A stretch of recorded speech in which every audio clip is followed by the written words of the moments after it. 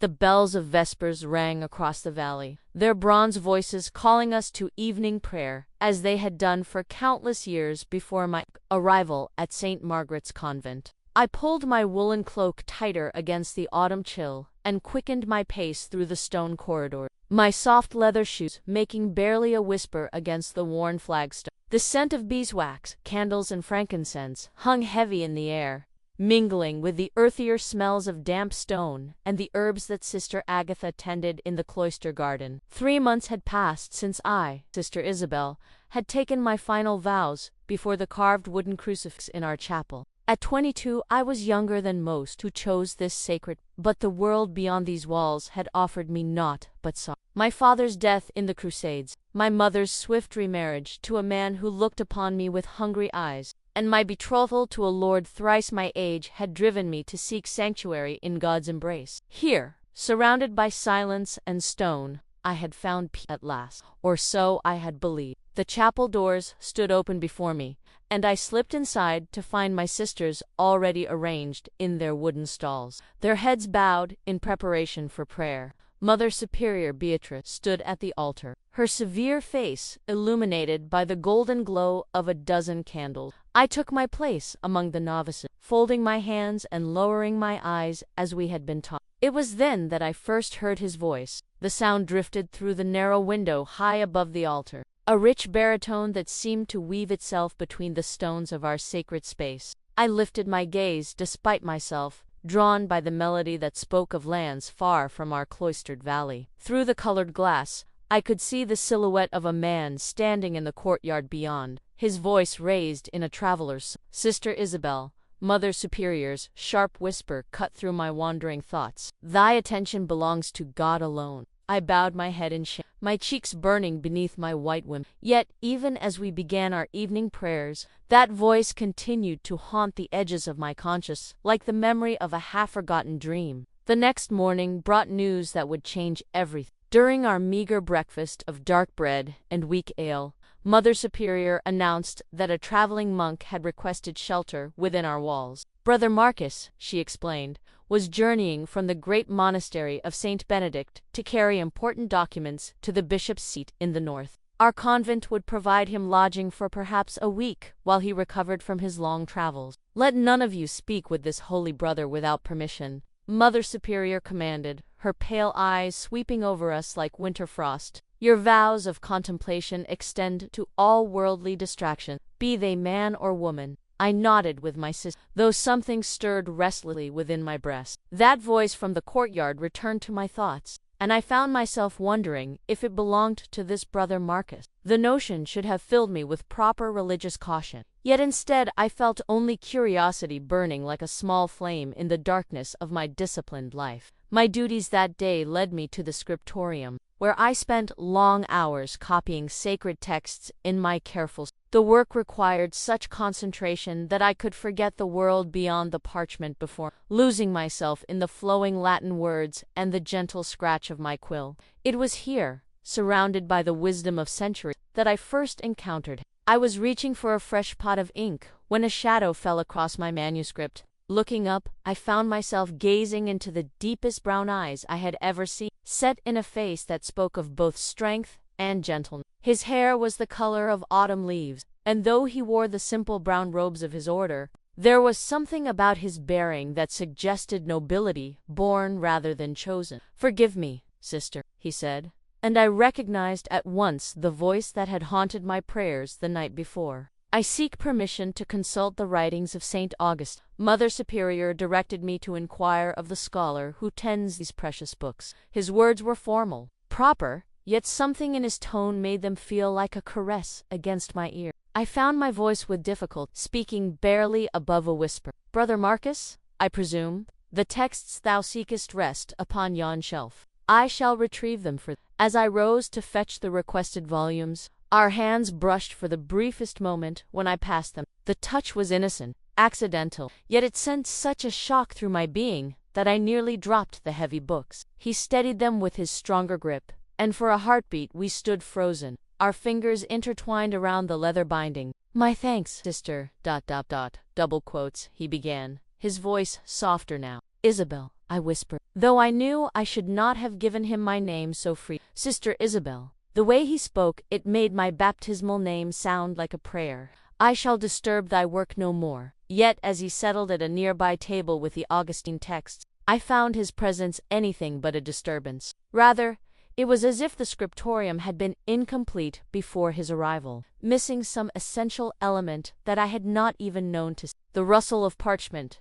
as he turned the pages, the soft scratch of his pen as he made notes, even the quiet sound of his breathing, all of these became a new kind of music that made my own copying work feel somehow sacred in a way it had never been before. Days passed in this manner. Each morning after lauds, I would make my way to the script, and each morning I would find Brother Marcus already there, bent over his studies with the dedication of a true scholar. We spoke little, always maintaining the proper forms when words were necessary. Yet something unspoken grew between us, like ivy climbing a garden wall. I began to notice small things about him, how he rubbed his temple when deep in thought, the way his lips moved silently when he read particularly difficult passages, how his eyes would sometimes drift to the window when the afternoon light began to fade. Once, when copying a particularly beautiful illuminated letter, I caught him watching me work with such intensity that my hand trembled and I smeared the gold paint. "Thy skill honors God,"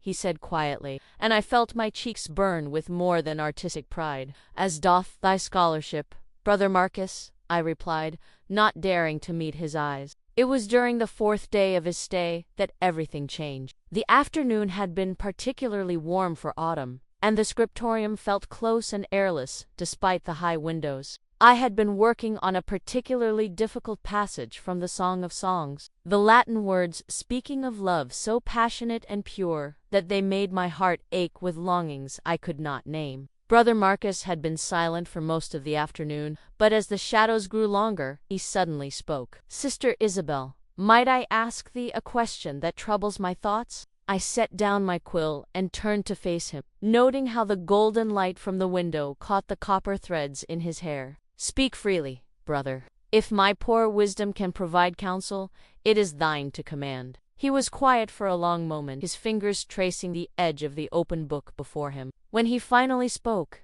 his voice was heavy with some burden I could not fathom. "How dost thou reconcile the love of God with the other loves that dwell within the human heart? The texts speak of spiritual union with the divine, yet sometimes I fear that mortal man cannot achieve such perfect devotion without denying the very nature that God gave him." His question struck me like a physical blow, for it gave voice to thoughts I had been afraid to acknowledge even in the privacy of my own prayers. I had entered this convent seeking escape from the complexities of the world, yet here in this holy place, I was discovering desires that seemed to burn brighter for being forbidden. "Perhaps," I said carefully, "God's love is large enough to encompass all the yearnings of the human soul, even those we struggle to understand." Our eyes met across the small space between our tables, and in that moment I saw that he was wrestling with the same impossible longings that had begun to torment my own heart. The knowledge should have filled me with horror at our shared sin, yet instead I felt only a strange relief that I was not alone in my struggle. "The choir will begin evening practice soon,"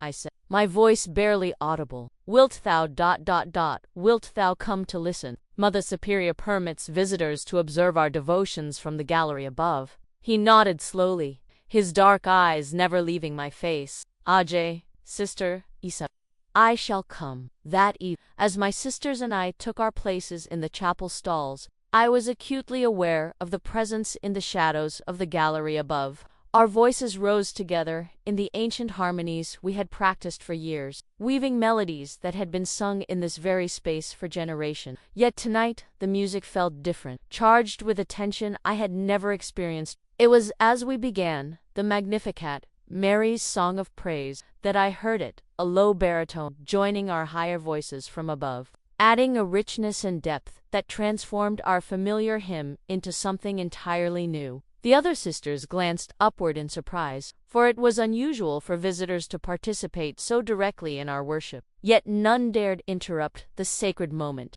As the final notes faded into the stone arches above us, I risked a glance toward the gallery. Brother Marcus stood at the wooden railing, his hands gripped so tightly around the carved balusters that his knuckles showed white even in the dim candlelight. His eyes were fixed on my face with an intensity that made my breath catch in my throat. After the service, as we filed silently from the chapel, according to custom, I felt as though I walked through a dream. The familiar corridors seemed strange and charged with possibility, every shadow holding secrets I had never imagined. I had almost reached the door to my cell when I heard my name spoken softly from an alcove behind me. Sister Isabel. I turned to find Brother Marcus emerging from the shadows, his face pale in the moonlight that streamed through the narrow window. We were alone in the corridor, a situation that violated every rule of our respective orders. Yet neither of us moved to correct it. Thy voice, stepping closer, when thou sangest tonight, it was as if the very angels were speaking through thee. Brother Marcus, we should not,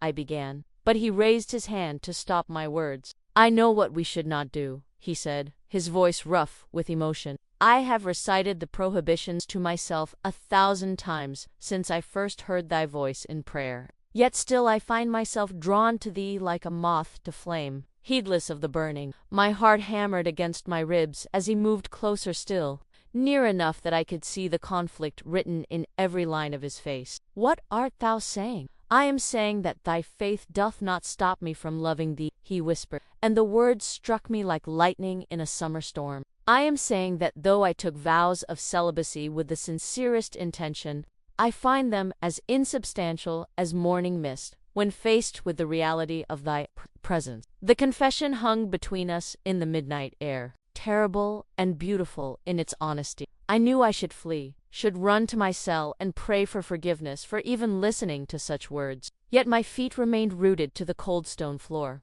Brother Marcus, ... double quotes. I breathed his name like a prayer and a curse combined. Say it again, he pleaded, reaching out as if to touch my face before catching himself and letting his hand fall back to his side. Say my name once more, and I shall count it as blessing enough to sustain me through all the years to... Marcus, I whispered, abandoning the formal address that had kept us safely distant. In that single word I poured all the longing that had been building in my heart, all the confusion and desire and terrible, wonderful truth that I was falling in love with this man who could never be mine. He closed his eyes as if my voice caused him physical pain. God, help me, Isabel. God, help us both. The sound of footsteps echoing from the far end of the corridor broke the spell that had held us frozen. Marcus stepped quickly back into the shadow of the alcove while I pressed myself against the wall, my heart racing. Sister Margaret passed by on her way to the night office, her eyes fixed straight ahead, seemingly unaware of our presence. Yet as her footsteps faded into the distance, I wondered if the very stones themselves had witnessed our forbidden moment and would somehow betray us.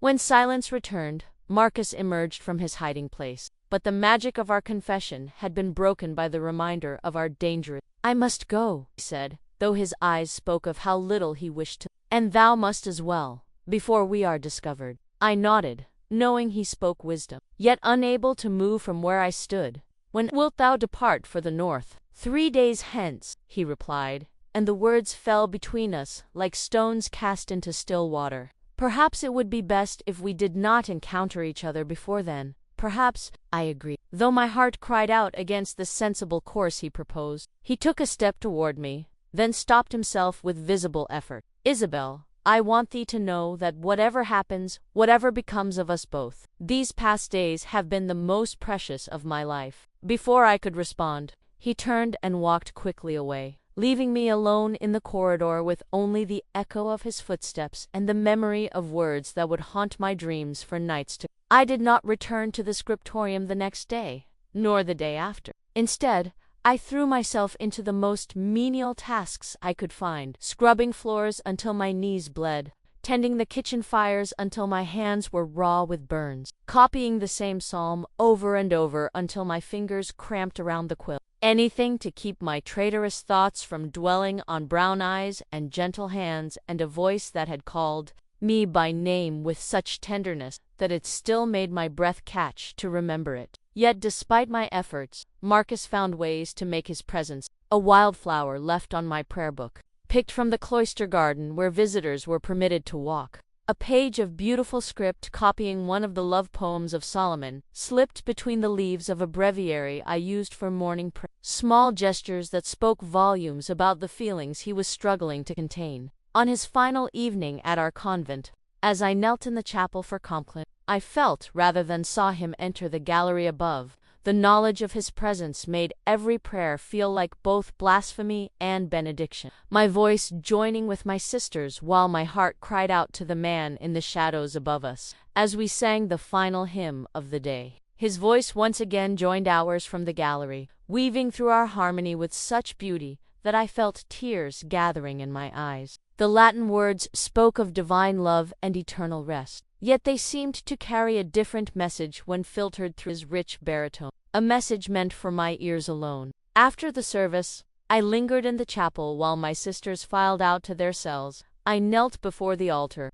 ostensibly in private prayer, but truly waiting to see if he would come to me one final time. The minutes stretched into what felt like hours, and I had almost given up hope when I heard the soft whisper of robes against stone. "I thought thou hadst already departed," I said without turning around. "At first light," he replied, his voice carrying from somewhere behind me in the shadows. "I could not leave without saying farewell." I rose and turned to face him, noting how the candlelight played across his, emphasizing the pain I saw written there. "Perhaps it would be easier if we simply let the morning come without words." "Easier, he agreed, moving closer, "but not right. Not after what has passed between." We stood facing each other in the flickering light, two people bound by vows that seemed suddenly fragile as spider's silk. The silence stretched between us, heavy with all the words we dared not speak. "Wilt thou remember me?" he asked finally, his voice barely above a whisper.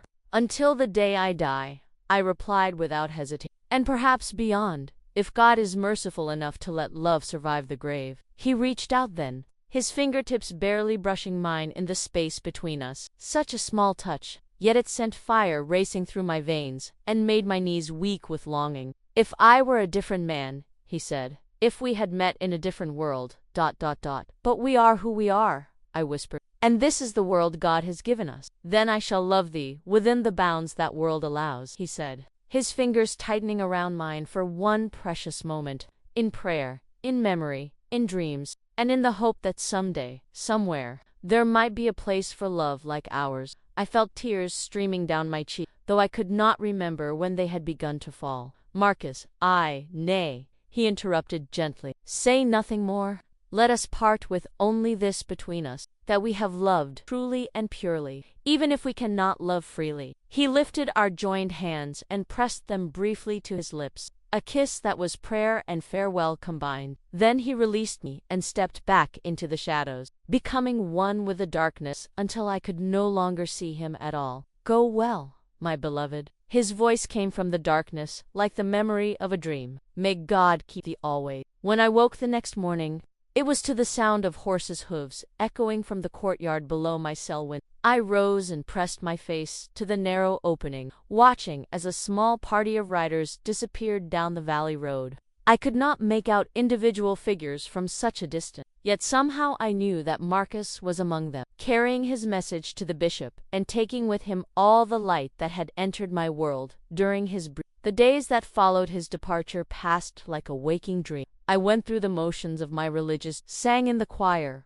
worked in the scriptorium, prayed with my sister, yet it felt as though I was watching someone else live my life. The colors seemed drained from everything around me, as if Marcus had taken not just himself, but the very possibility of beauty when he left. It was Sister Agatha who first noticed my distraction. The elderly nun who tended our herb gardens had always possessed an uncanny ability to see through the facades we presented to the world, and she cornered me one morning as I mechanically weeded the rosemary beds. "Child," she said, settling her arthritic bones onto the stone bench beside where I knelt, "thy heart is heavy these days." I kept my eyes fixed on the plants before me, afraid that looking at her would reveal too much. "I am well, Sister Agatha, perhaps merely tired from the autumn labor." She made a sound that might have been laughter or sympathy. "These old eyes have seen many autumns, Isabel, and many young hearts struggling with burdens they dare not name. Wouldst thou speak of what troubles thee?"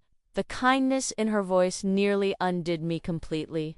I sat back on my heels and finally looked at this woman who had been a mother to so many lost souls who had found their way to our convent door. "What wouldst thou do?" I asked carefully. "If thou found thyself torn between two loves, both pure, both true, yet impossible to reconcile." Sister Agatha was quiet for a long moment, her weathered hands folding over her rosary. When she spoke, her voice carried the weight of experience and sorrow. "I would remember that God's greatest commandment is love," she said simply. "Not just the love we bear him, but the love we show to one another. Sometimes the heart sees truths that the mind cannot accept, and we must trust that the God who created us to love understands the complexity of that gift." Her words offered comfort, yet they also terrified me. If what she said was true, if love itself was holy regardless of its form, then what did that mean for the vows I had taken? What did it mean for the life I had chosen? Yet surely there are loves that are forbidden.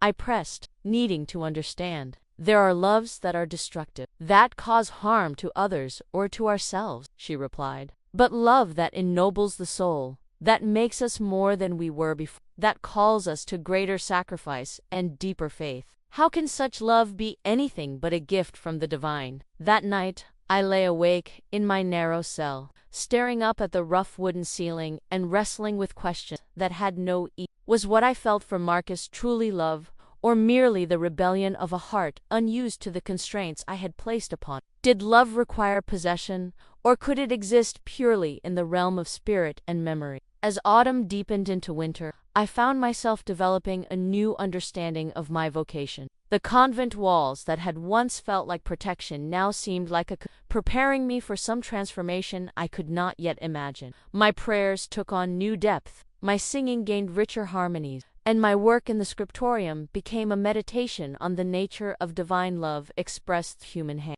I began to understand that Marcus had been right. There were different kinds of love, and perhaps my mistake had been in thinking they must be mutually exclusive. The love I bore for God need not diminish the love I felt for Marcus, nor did that earthly love make my spiritual devotion any less. Both were part of the same great mystery that connected all living things in an intricate web of affection and longing. It was during the dark months of winter that the letter arrived. I was in the scriptorium, working on an illuminated manuscript of the Psalm, when Mother Superior appeared at my elbow with a piece of parchment bearing an official-looking. "This came for the In the Morning Post," she said, her voice carefully neutral. "It bears the bishop's." My hands trembled as I broke the wax and unfolded the message. The writing was formal, ecclesiastical, yet I recognized the elegant script immediately as Marcus's. Asterisk to the honored Sister Isabel of St. Margaret's Convent. Asterisk, asterisk, greetings in Christ. I write at the behest of His Excellency the Bishop, to inform thee of an opportunity that may interest thy scholarly pursuit. The Cathedral School seeks a sister skilled in Latin translation to assist with an important project, the creation of illuminated copies of sacred texts for distribution to convents and monasteries throughout the region. Asterisk, the work would require a stay of several months at the cathedral, where thou wouldst labor alongside other scholars in service to God and His. If thy Mother Superior deems thee suitable for such work, thou art invited to present thyself at the cathedral before the feast of the Purification. Asterisk, asterisk, I remain thy servant in Christ. Asterisk, asterisk, Brother Marcus, Secretary to His Excellency. Asterisk, my heart hammered against my ribs as I read the formal words that concealed so much between their careful lines. Mother Superior was watching me closely, and I struggled to keep my expression neutral despite the storm of emotions the letter had unleashed. "It seems thou hast impressed someone with thy skills," Mother Superior,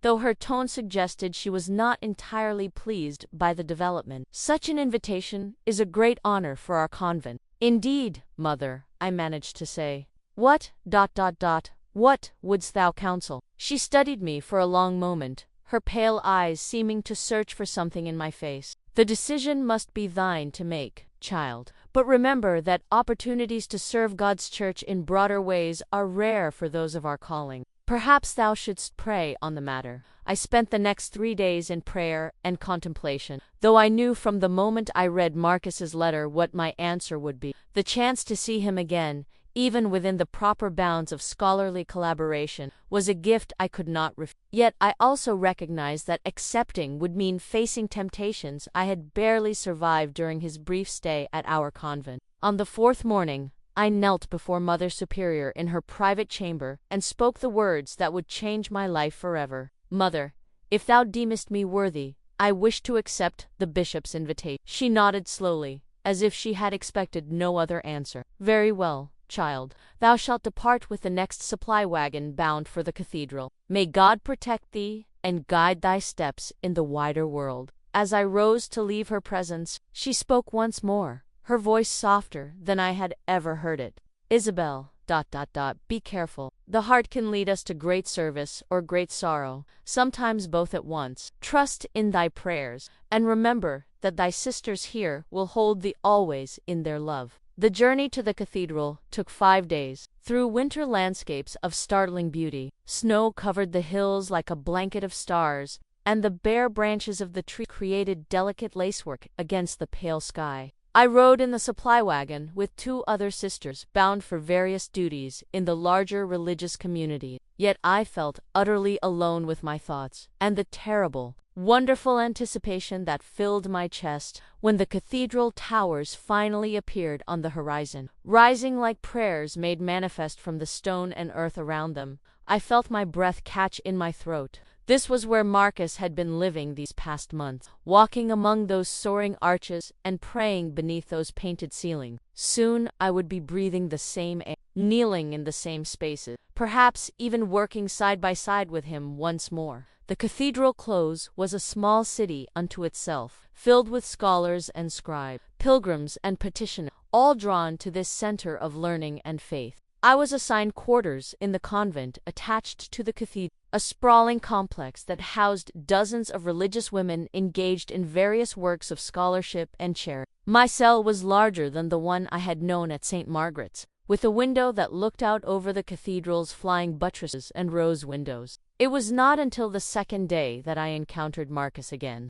I was in the great library, marveling at the thousands of manuscripts that lined the walls from floor to ceiling, when I heard that familiar voice speaking with someone near the entrance. My hand stilled on the book I had been examining, and I turned slowly to see him standing with an elderly monk, discussing some matter of scholarly importance. He had grown thinner during our months of separation, I noticed, and there were new lines around his eyes that spoke of sleepless nights and heavy thoughts. Yet, when he looked up and saw me standing among the shelves of books, his face lit with such joy that I felt my knees grow weak. Sister Isabel, approaching with careful formality while the other monk watched, I am pleased to see thou hast arrived safely. Hast thou been given the manuscripts for thy initial work? Not yet, Brother Marcus, I replied, marveling at how we could speak such ordinary words while extraordinary emotions flowed between us like an underground river. I was merely acquainting myself with the library. Then perhaps I might show thee to the scriptorium where thou wilt be working, he said, gesturing toward a corridor that led deeper into the complex. There are several projects that await thy skilled hand. As we walked through the corridors together, maintaining a proper distance while every fiber of my being cried out to close the space between us, Marcus spoke of practical matters, the other scholars I would be working with, the nature of the manuscripts we were copying, the daily schedule of prayers and meals. Yet beneath his words I heard other things. How he had spent sleepless nights wondering if I would come. How he had used his position to create this opportunity for us to be near each other once more. How he had counted the days since his departure from St. Margaret's like a man marking time in prison. The scriptorium where I was to work was a magnificent space, filled with light from tall windows and equipped with everything a scholar could desire. Several other scribes were already at work at their table, bent over their manuscripts in concentrated silence. Marcus led me to a table near one of the windows, where a stack of texts awaited my attention. These are letters and treatises of St. Jerome, he explained, his voice carefully professional. They are to be copied for distribution to various religious houses. The work is requiring great care with the Latin construction. I nodded, examining the manuscripts he had laid out for me. As I did, our hands briefly touched as we both reached for the same page, and that familiar shock of connection raced through me once more. I have missed this work, I said quietly, not daring to be more specific about what exactly I had missed. As have we all, he replied, and in those simple words I heard the echo of my own longing. The days that followed established a new rhythm to our lives. I would rise for lauds with my sister scholars, break my fast in the communal refectory, and then spend long hours in the scriptorium, copying sacred texts while Marcus worked at his own table. We spoke little during these working hours, maintaining the scholarly atmosphere that such serious work required, yet I was constantly aware of his presence like warmth from a fire on a winter day. It was in the evenings, after Vespers, that we found opportunities for more personal conversation. The cathedral close included beautiful gardens where scholars were permitted to walk and contemplate, and it became our custom to encounter each other there, as if by chance, walking the same paths while maintaining the proper distance that our positions required. "How fares thy work with Saint Jerome?" he asked one evening, as we found ourselves on parallel paths through the rose garden. "He writes of love with great passion," I replied carefully. "His letters to Paula speak of spiritual friendship in ways that, illuminate the mind." Marcus was quiet for several steps before responding. Jerome understood that the heart has many chambers, and that divine love can manifest in various forms. His friendship with Paula enriched both their spiritual lives. We both knew we were speaking of more than scholarly observation, using the saints' writings to explore the dangerous territory of our own fear. Yet the metaphor felt safe, allowing us to circle closer to truths we dared not speak directly. "Sometimes I wonder," I ventured, "if we have been too quick to assume that human affection must diminish divine love. Perhaps, as thou suggested once before, God is large enough to encompass all the yearnings of the human heart." "A dangerous thought," Marcus replied, though his tone suggested he had entertained it many times himself, "yet one that grows more compelling the more I study the works of the great mystics. Saint Bernard writes of love as a ladder, each rung lifting us closer to the divine. Perhaps earthly affection, properly understood, is simply one of those rungs." That night, as I knelt in my cell for private prayer, I felt a new peace settling over my confused heart. If love itself was a path to God, then perhaps what I felt for Marcus was not the sinful distraction I had feared, but rather another way of approaching the divine mystery that lay at the heart of all existence. As winter softened into spring, our scholarly collaboration deepened into something richer and more complete. Marcus began bringing me more challenging texts, works by Origen and Augustine that explored the mystical dimensions of faith and love. Our evening walks in the garden became theological discussions of surprising depth as we wrestled with questions that had no ease. It was during one such evening, as we walked among the newly blooming fruit, that our careful restraint finally crumbled. We had been discussing a particularly complex passage from Augustine's Confessions, debating the nature of spiritual versus carnal love, when Marcus stopped suddenly in the middle of the path. The setting sun cast golden light through the apple blossoms above us, creating a canopy of pink and white petals that seemed almost magical in their beauty. "Isabel," he said, and my name on his lips sounded like a prayer and a confession combined. "I fear I can no longer pretend that my interest in these theological questions is purely academic." I turned to face him, noting how the evening light caught the copper threads in his hair and emphasized the pain in his dark eye. "What art thou saying?" "I am saying that every word we have spoken of love, every text we have studied together, every moment we have shared in scholarly pursuit, has only made clearer to me the truth I confessed to thee months ago." He took a step closer, close enough that I could smell the soap he used to wash his hands and the faint scent of ink that always clung to his robe. "I love thee, Isabel, not as a brother loves a sister in Christ, but as a man loves a woman, completely, hopelessly, eternally." The words hung between us in the flower-scented air, beautiful and terrible in their honesty. I felt tears gathering in my eyes, though whether they were tears of joy or sorrow, I could not say. "Marcus, I breathed, unable to form any other words. "I know it is impossible," he continued, his voice rough with emotion. "I know our vows, our duties, the expectations of the world we have chosen to inhabit. Yet I also know that denying this truth serves neither God nor ourselves." Around us, the garden was coming alive with the sounds of evening birds settling into their nests, the whisper of wind through new leaves, the distant sound of Compline bells beginning to ring from the cathedral towers. The beauty of the moment seemed to mock the impossibility of our situation. "What wouldst thou have me say?"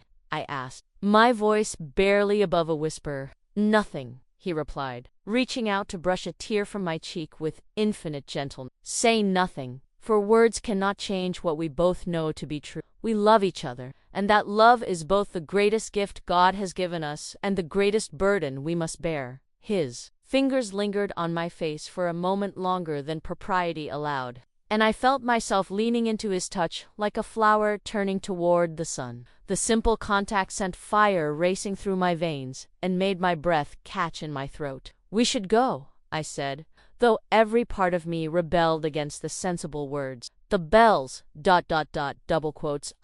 he agreed. Yet neither of us moved. We stood frozen in that moment, balanced on the knife's edge between duty and desire, while the Compline bells rang out across the cathedral close, calling the faithful to their final prayers of the day. It was the sound of footsteps on the gravel path that finally broke the spell. We stepped apart quickly, assuming the proper distance of scholarly colleagues, just as Brother Thomas rounded the corner with 2 other monks. They nodded to us politely as they passed, discussing some matter of liturgical importance, seemingly unaware of the drama that had just unfolded beneath the apple blossom. When they had gone, Marcus and I walked in silence toward our respective quarters, the weight of unspoken words hanging between us like incense in still air. At the entrance to the women's cloister, he stopped and turned to face me one final time. "Isabel," he said quietly, "I want thee to know that whatever comes, I do not regret loving thee. Even if it damns me, I cannot regret it." Before I could respond, he bowed formally and disappeared into the shadows, leaving me alone with the scent of apple blossoms and the echo of words that would haunt my dreams for weeks. The next morning brought word that would change everything once again. During the morning meal, Mother Superior of the Cathedral Convent announced that there was to be a great celebration, a gathering of bishops and abbots from across the region to consecrate a new altar in the cathedral's side chapel. Scholars and scribes from various religious houses would be invited to participate, creating illuminated manuscripts to commemorate the occasion. "It is a great honor for our community," Mother Superior explained, her eyes bright with excitement. "The work will be displayed for all the visiting dignitaries, showcasing the scholarly achievements of our region." I felt my heart sink at the news. Such a gathering would mean increased scrutiny of all our activities, more formal protocols to observe, less opportunity for the precious conversations that had sustained me through the winter months. Worse still,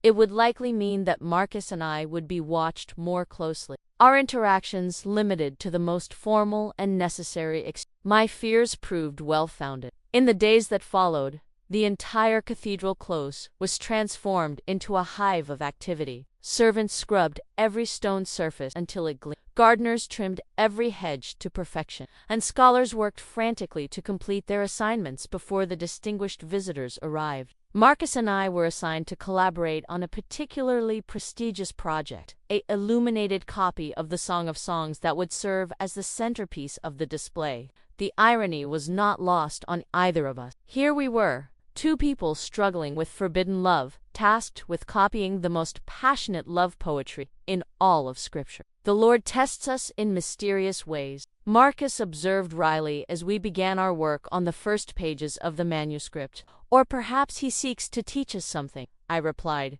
carefully outlining the initial letter of the first verse. "Solomon's love for his bride is taken as allegory for Christ's love of the church. Yet the words themselves speak of very human passion." As the days passed, we lost ourselves in the beautiful, sensual language of the ancient. "Let him kiss me with the kisses of his mouth, for thy love is better than I am my beloved, and my beloved is mine. Set me as a seal upon thy heart, for love is strong as death." Working on such texts together proved to be both torture and blessing. Every word we copied seemed to speak directly to our own situation. Every illuminated vine and flower we painted seemed to bloom with the impossible beauty of our love. Yet the formal nature of our collaboration, conducted under the watchful eyes of other scholars, kept us safely within the bounds of propriety. It was while we were working on the verse, "I sought him whom my soul loveth," that disaster struck. I was concentrating intently on painting a delicate border of roses when my sleeve caught the edge of my ink pot, sending black ink spreading across the precious parchment we had spent weeks preparing. I gasped in horror, watching months of work ruined in a single careless moment. "Oh, Marcus," I cried, forgetting all formality in my distress. "The manuscript, .. He was beside me in an instant, his hands covering mine as we both stared at the spreading "Peace," he whispered without thinking. "We can repair this." The endearment hung in the air between us, and I became aware that the scriptorium had grown very quiet. Looking up, I saw that every scribe in the room was staring at us, at our joined hands, at the intimate way Marcus had spoken to, at the obvious affection that had been revealed in our moment of crisis. Brother Thomas, the elderly monk who supervised our work, approached our table with a grave expression. "Brother Marcus, Sister Isabel," he said formally, "I think it would be best if ye were to work on separate projects for the remainder of this commission." The rebuke was gentle but unmistakable. We had been discovered, our secret love revealed by a moment of unguarded emotion. As we separated to different tables, I felt as though my heart was being torn in two. The other scribes returned to their work with pointed attention to their own manuscript. Yet I could feel their curious glances, like weights upon my shoulders. That evening, as I knelt in the chapel for Vespers, I was aware of whispers following me wherever I went. By the time I reached my cell, word had already spread throughout the women's cloister that Sister Isabel had been seen in compromising circumstances with one of the cathedral monks. Mother Superior summoned me to her private chamber immediately after prayers. "Sit, child," she said, her voice carefully neutral. Unlike Mother Superior Beatrice at St. Margaret's, this woman had always been kind to me, treating the scholars under her care more like daughters than subordinates. Yet tonight there was steel beneath her gentleness. "I have heard disturbing reports about thy conduct with Brother Marcus," she began, settling into her chair across from me. "Art thou prepared to explain what transpired in the scriptorium today?" I struggled to find words that would not be lies, yet would not condemn us both. "Mother, there is nothing improper between Brother Marcus and myself. We are colleagues, working together on sacred text. When the manuscript was damaged, he sought only to comfort my distress by calling the beloved," she asked quietly. "Child, I am not naive about the ways of the human heart, nor am I without sympathy for the struggles the both. Yet I cannot ignore what has been witnessed by others." I bowed my head, unable to meet her eyes. What wouldst thou have me do?" "I want thee to speak honestly with me," she replied, "not as thy superior, but as a woman who has lived long enough to understand the complexities of love. What passes between thee and Brother Marcus?" The kindness in her voice undid me completely. Tears began streaming down my cheeks as I struggled to find words for feelings I had barely acknowledged to myself. "Mother, I love him," I whispered, the confession torn from my heart like a prayer from desperate lips. "I love him with my whole soul,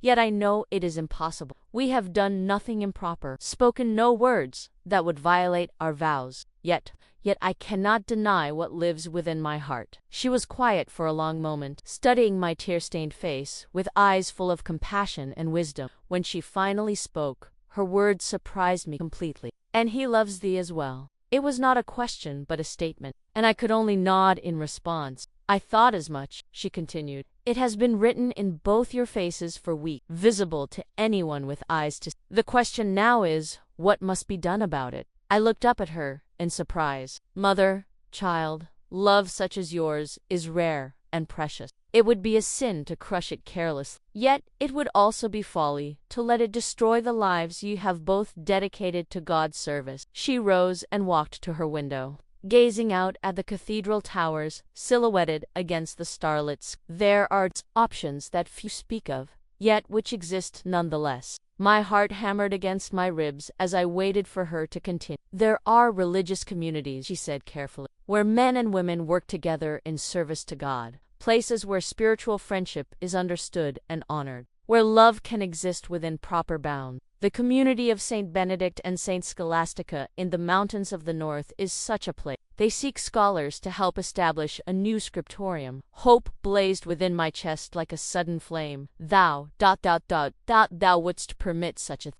"I would present it as an opportunity for advanced scholarly work," she replied, turning back to face me, which it would be, in truth. Yet it would also allow thee and Brother Marcus to serve God together, to channel your love into work that honors both your hearts and your vows. I felt dizzy with the possibility she was describing, to work alongside Marcus openly, to love him within the bounds that God and the Church would permit, to transform our impossible passion into something beautiful and productive. What of the gossip? I asked. The whispers that have already begun will die away when ye are no longer here to feed them, she said practically. A week from now, when the bishops have gone home and life returns to normal, people will find other things to occupy their thoughts. That night, I lay awake in my narrow bed, staring up at the ceiling and hardly daring to believe that a path forward might exist for Marcus. The next morning brought word that Mother Superior had requested a private audience with Brother Marcus. I spent the day in a fever of anxiety and hope, unable to concentrate on any task for wondering what transpired between. It was late afternoon when I finally saw him again, walking alone in the garden where we had shared so many precious conversations. I approached cautiously, unsure what his meeting with Mother Superior might have revealed. Isabel, he said, as I drew near, and his voice was filled with wonder. She has spoken to thee as well. About the community in the north? I asked. Aye, she has. He stopped walking and turned to face me, his dark eyes blazing with an emotion I dared not name. Dost thou, wouldst thou consider such a thing? Leaving this place, beginning again somewhere we might work together openly. I have thought of little else since she spoke to me, I admitted. Yet I fear to hope too greatly, lest disappointment crush what remains of my heart. Then let us hope together, he said, reaching out to take my hand in both of his. The gesture was bold, yet somehow felt as natural as breathing. Let us trust that God, who gave us this love, will also provide a way for us to honor it properly. Standing there in the garden where our love had first been confessed, holding hands as the evening light painted the world in shades of gold and rose, I felt a peace I had not known in months. Perhaps our love was not the curse I had feared, but rather a blessing that would lead us to a deeper understanding of God's infinite capacity for love in all its forms. When would we depart? I asked. Within the fortnight, he replied. Mother Superior has already written to the Abbess of St. Scholastic, recommending us both for the position. If we are accepted, we would travel north before the worst of winter sets in. The bishops arrived the following week, filling the cathedral close with pageantry and ceremony. Marcus and I maintained careful distance during the formal events, playing our roles as dedicated scholars with practiced skill. Yet beneath the surface, we were both consumed with anticipation for word from the northern community. The answer came on the final day of the Episcopal gathering. Mother Superior found me in the scriptorium as I was cleaning up after the day's work. A letter bearing an unfamiliar seal in her hands. It is from Abbess Catherine, she said simply, offering me the parchment. Read it. With trembling fingers, I broke the seal and unfolded the message. The words seemed to dance before my eyes as I read. Asterisk, to Sister Isabel and Brother Marcus. Asterisk, asterisk, greetings in Christ. We have received glowing recommendations of your scholarly abilities and spiritual dedication from Mother Superior. After much prayer and consideration, we would be honored to welcome you both to our community. The scriptorium awaits your expertise, and we believe the work God has called you to do here will bear much fruit for His kingdom. Asterisk, asterisk, come when you are able. A place has been prepared for you. Asterisk, asterisk, in service to the Most High. Asterisk, asterisk, Abbess Catherine asterisk. I looked up to find Mother Superior smiling at me with genuine warmth. It seems God has provided a path forward after all, she said gently. 3 days later, Marcus and I stood in the courtyard of the cathedral close, our few possessions packed into saddlebags and our hearts full of hope and trepidation. The community that had been our home for these precious months was bidding us farewell, and I felt tears gathering in my eyes as I embraced the sisters who had become my friends. Go in peace, child, Mother Superior whispered as she held me. Trust in the path God has set before you, and know that you carry our prayers with you always. As our small party rode north through landscapes already touched by autumn frost, I reflected on the strange journey that had brought us to this moment. What had begun as forbidden love had been transformed into something larger and more beautiful, a calling to serve God together. to channel our affection into work that would outlast our mortal lives. Art thou afraid? Marcus asked, as we rode side by side through a valley painted in brilliant reds and golds. Nay, I replied, and realized I spoke the truth. For the first time in my life, I feel as though I am riding toward my true home. The community of Saint Benedict and Saint Scholastica proved to be everything Mother Superior had promised and more. Nestled in a valley surrounded by snow-capped peaks, it was a place where scholarly work was considered the highest form of prayer, where men and women labored together in perfect harmony, bound not by romantic love, but by something deeper and more enduring, the shared commitment to preserve and transmit the wisdom of the ages. Marcus and I were welcomed with open arms and immediately set to work, establishing the new scriptorium. Our days were filled with the familiar rhythm of copying sacred texts, training younger scribes,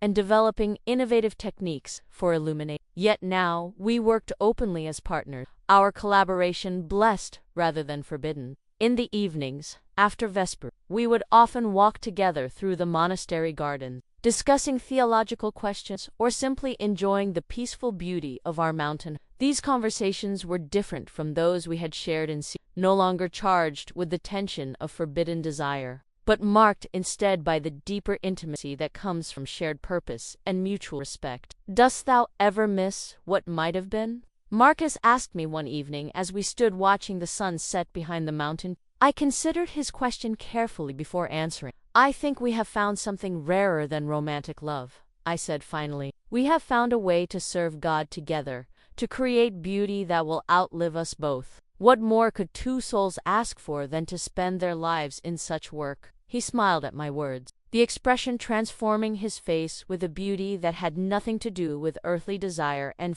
everything to do with spiritual. Thou art right, as always. We have been blessed beyond measure. As winter settled over our mountain valley, covering everything in pristine snow, I felt a peace I had never known before. The love that had once seemed impossible had been transformed into something far greater than either of us could have imagined alone. We were partners in the truest sense, not bound by the flesh, but united in spirit and purpose. Years passed in this manner. Our scriptorium became famous throughout the region for the beauty and accuracy of its manuscript. Scholars traveled from distant lands to study our techniques and marvel at the illuminated pages that flowed from our workshop like prayers made visible. Marcus and I grew older together, our hair silvering with age, our hands becoming gnarled with arthritis, yet our devotion to our work and to each other never wavered. We had found the secret that few lovers ever discover, that true love is not about possession, but about helping each other become the best versions of ourselves.